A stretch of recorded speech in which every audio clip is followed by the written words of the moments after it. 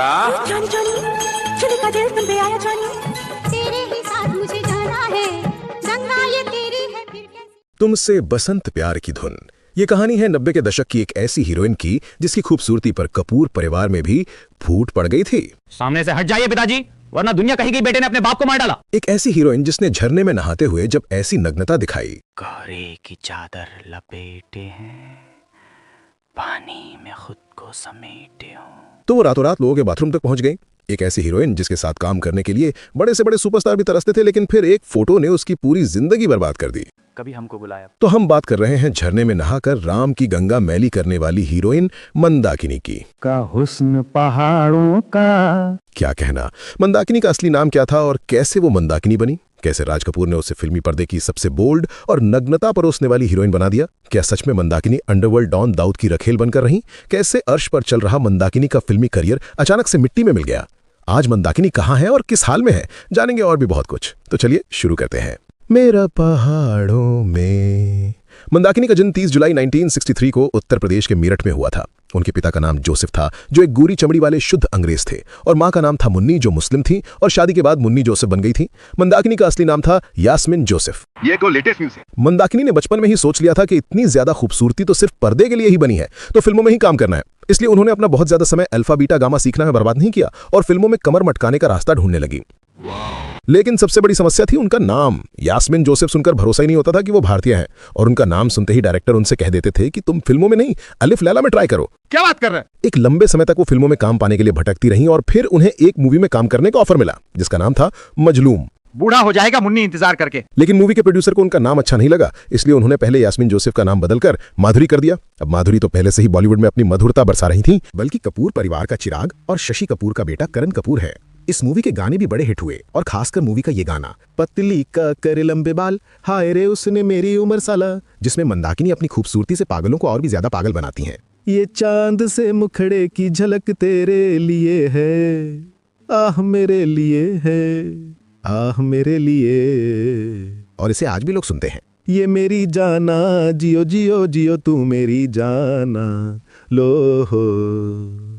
इसके बाद वो गोविंदा के साथ दिखाई दी। मूवी का नाम था प्यार करके देखो, और जिससे भी ये लगता है कि पहले के गाने बड़े साफ सुथरे होते थे, तो उन्हें गोविंदा का ये गाना दिखाना चाहिए, पेट लखमा पे लखमा। ये क्या है? इसके बाद मिथुंदा एक बार फिर से डांस करने आए। मूवी का नाम था डांस डांस डांस, और इस मूवी में भी मंदाकिनी ने बेहतरीन काम किया और ये मूवी भी बड़ी हिट हुई। इसके बाद भी परम धर्म, हवालात, प्यार मोहब्बत जैसी फिल्में भी आई। इसके बाद एक और मल्टी स्टारर मूवी आई, जीते हैं शान से, और इस मूवी में मंदाकिनी फिर से मिथुंदा की हीरोइन बनी।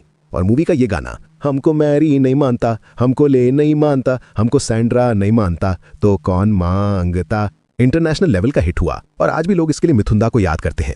ए जूली जली जॉनी का दिल तुम पे आया जली, तेरे लिए चढ़ जाऊं सूली, तू ही तो मेरी जान। इसके बाद आई शर्बीर। ये मूवी तो कुछ खास नहीं चली, लेकिन इसके कुछ गाने बड़े हिट हुए, और इस मूवी का ये सैड सॉन्ग हमारी दीवानी में हो जाई आज भी लोग सुनते हैं।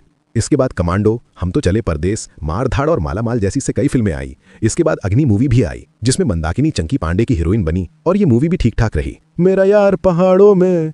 इसके बाद वो राजीव कपूर के साथ मिलकर नाग नागिन बनी। इसके बाद गोविंदा ने आखिरी बाजी खेली, और इस मूवी में भी मंदाकिनी ने अपने अंग्रेजी लुक में खूब धमाल मचाया। मंदाकिनी की जोड़ी गोविंदा के साथ भी बड़ी हिट रही, तो अगली मूवी फिर से उनके साथ आई, जिसका नाम था जंगबाज। तू तो मेरे लिए, ओ बस मेरे लिए दुनिया में आई है। लेकिन ये मूवी पूरी तरह से राजकुमार के नाम रही, क्योंकि उस समय पर उनका एक अलग ही जलवा चलता था। तो हम गलत अल्फाज पसंद नहीं करते, हम तुम नहीं आप हैं। इसके बाद भी नाइंसाफी, हिसाब खून का, देश के दुश्मन, लड़ाई, शेषनाग, शानदार, नया कानून और दुश्मन जैसी एक से बढ़कर एक फिल्मों में मंदाकिनी ने काम किया, और लगभग हर बड़े एक्टर के साथ वो काम कर रही थी। बेबी बेबी जवान हो गई मैं जवान। इसके बाद प्यार के नाम कुर्बान, देशवासी, प्यार का सौदागर, नाच गोविंदा और जोरदार जैसी कई बेहतरीन फिल्मों में भी वो दिखाई दी।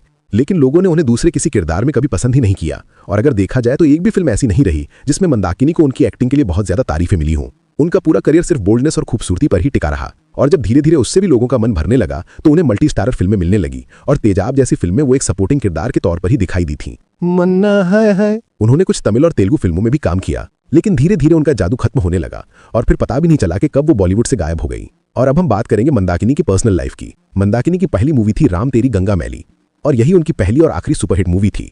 पूरी मूवी का फोकस मंदाकिनी पर ही रहा, जिसका परिणाम ये हुआ कि राजीव कपूर जो मूवी का हीरो था और जिसे लॉन्च करने के लिए मूवी बनाई गई थी, वो एक साइड एक्टर जैसा ही लगने लगा। संगम ये जवानी है। और इसी कारण राजीव कपूर अपने ही पिता राज कपूर से नाराज हो गए। उन्होंने कह दिया कि आपने पूरी मूवी सिर्फ पैसों के लिए और नग्नता दिखाकर लोगों को आकर्षित करने के लिए बनाई है, ना कि अपने बेटे के लिए, और मेरे किरदार को जानबूझकर बेअसर दिखाया है। राजीव कपूर की यह नाराजगी इतनी ज्यादा बढ़ गई कि उन्होंने अपने पिता से बात करना ही बंद कर दिया था। सामने से हट जाइए पिताजी, वरना दुनिया कहेगी कि बेटे ने अपने बाप को मार डाला। और बात यहां तक बिगड़ गई कि जब राज कपूर का निधन हुआ तो राजीव कपूर अपने पिता की अंतिम यात्रा तक में शामिल नहीं हुए थे।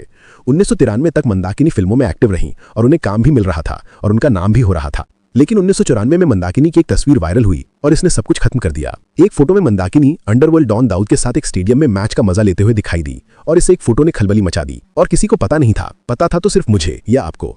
फोटो से साफ पता चल रहा था कि मंदाकिनी भली भांति दाऊद को जानती भी है और दोनों बड़े मजे से मैच देख रहे हैं।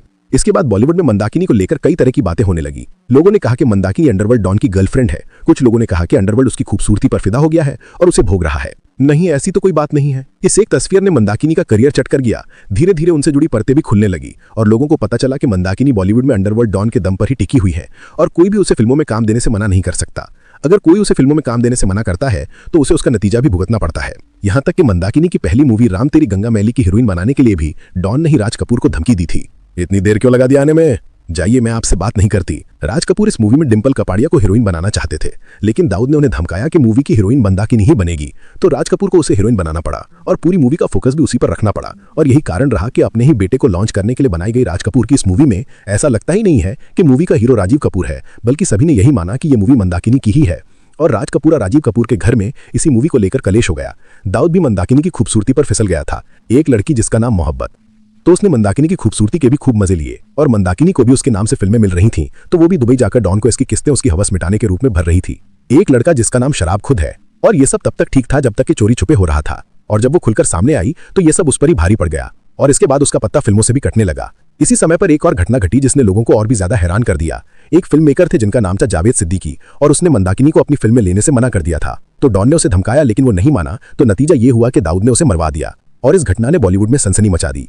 मंदाकिनी के करियर पर भी लगभग ताला लगा दिया। इस समय पर मंदाकिनी डॉन की गर्लफ्रेंड होने का टैग लग गया था, तो पुलिस भी उन्हें परेशान करने लगी। फिल्मों में उन्हें काम मिलना बंद होने लगा और लोग भी उन्हें एक अलग नजर से देखने लगे। और इन सब से परेशान होकर मंदाकिनी ने डॉन से भी सारे रिश्ते खत्म कर लिए और फिल्मों को भी अलविदा कह दिया। रिश्ता घटाया या बढ़ाया नहीं जाता, रिश्ता होता है या बिल्कुल नहीं होता। उनकी आखिरी मूवी 1996 में आई थी जिसका नाम था जोरदार, और इसके बाद उसने फिल्मों से संन्यासी ले लिया था। मंदाकिनी ने एक दलाई लामा के बुद्धिस्ट डॉक्टर काग्यो रिनपोची ठाकुर से शादी की। आज भले ही उनका नाम लोगों को सुनने तक में अटपटा लगने लगा होगा, लेकिन बहुत कम लोग ये जानते होंगे कि एक समय था जब वो पूरे देश में फेमस हो चुके थे। और मर्फी रेडियो का वो बेबी शायद आपको याद होगा। एक समय था जब वो मर्फी मुन्ना के नाम से पूरे देश में ठीक वैसे ही फेमस थे जैसे कि पार्ली जी का वो बच्चा फेमस हुआ था। और यही मर्फी मुन्ना आज मंदाकिनी के पति हैं। ऐसा साथी मिला अब न कोई मिला, रब तेरा शुक्रिया। मंदाकिनी के 2 बच्चे भी हुए, एक लड़का और एक लड़की। मंदाकिनी अब अपने परिवार के साथ बंबई में ही रहती हैं और एक दलाई लामा के अनुयायी के तौर पर तिब्बती योग क्लास और तिब्बती मेडिसिन सेंटर भी चलाती हैं। तो ये थी 1990s के दशक की राम तेरी गंगा मैली मूवी। वीडियो पसंद आए तो लाइक, शेयर और सब्सक्राइब करना बिल्कुल ना भूलें।